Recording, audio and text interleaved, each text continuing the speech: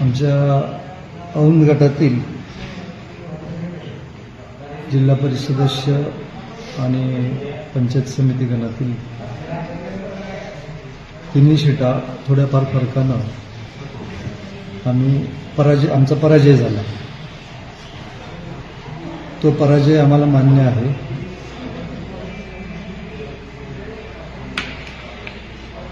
या गटातील जे सामान्य मतदार आहे त्या सामान्य मतदारांनी हे इलेक्शन हातामध्ये घेतलं होतं आणि सामान्य मतदाराच्या जीवावर त्यांच्या ताकदीवर हे इलेक्शन आम्ही लढलो. भारतीयांची सीट 30 मतांनी हरलो आम्ही खरं तर हा विरोधकांचा विजय आहे, पण आमचा पराजय नाही असं मानतो. इलेक्शनच्या काळामध्ये औंध गटातील 17 गावातील तरुण मंडळी, बुजुर्ग मंडळी प्रामाणिकपणे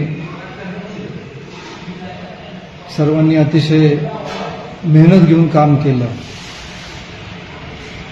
रात्रीच्या रात्री जागून काढल्या. अतिशय मेहनत करून इलेक्शन आम्ही लढलो. त्या सर्वांना मी खरं तर सर्वांचा आभार मानतो. या गटामध्ये गेले 1 वर्ष मी सन्माननीय जयकुमार गोरे भाऊंच्या माध्यमातून विकासाचा जो रथ आहे जया भाऊंचा तो मी पुढं हाकत होतो आणि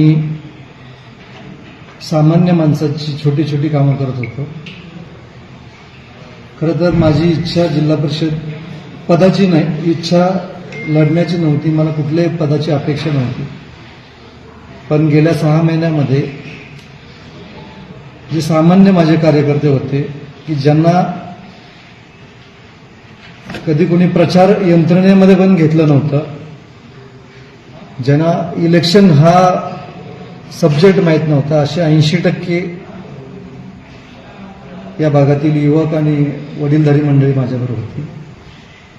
आणि त्या सर्वांना मी या खरं तर राजकारणामध्ये सामावून घेण्यासाठी आणि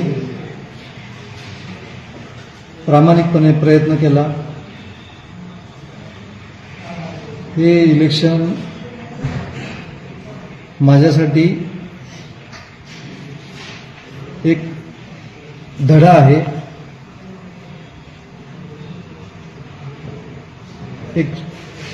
याच्यातून एक मला शिक्षण मिळालंय. या इलेक्शनमध्ये माझ्या संपूर्ण गटामधील कार्यकर्त्यांच्या ज्या चुका झाल्या त्या पुढील 15 दिवसामध्ये आम्ही बसून त्या चुका सुधारण्याचा प्रयत्न करू. हे इलेक्शनमध्ये पराजय झाला असला तरी आम्ही खचून जाणार नाही. खटाव तालुक्यामध्ये औंध गणामध्ये जे विजन ठेवून जनता आणि लोक आमच्या पाठीमागे उभे राहिली, ते विजन, ती गटामधील कामं ताकदीनं आम्ही करणार. लोकांच्या समोर जाणार, आमच्या चुका दुरुस्त करणार आणि लोकांना जर आमचं काम पसंत पडलं तर लोक परत आम्हाला मतदान देतील किंवा परत आम्हाला स्वीकारतील. आमचा आजचा पराजय उद्याच्या यशाची नांदी आहे असं आम्ही या पराबद्दल मी मानतो. आणि खरं तर आज अतिशय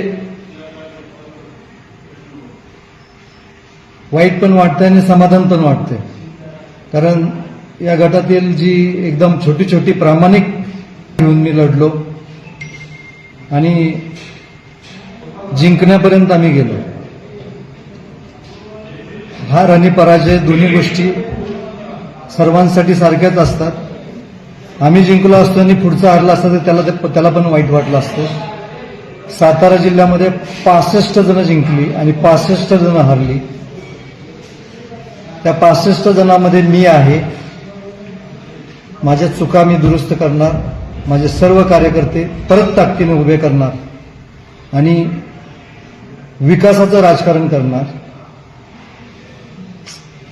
90% समाजकारण आणि 10% राजकारण करणार.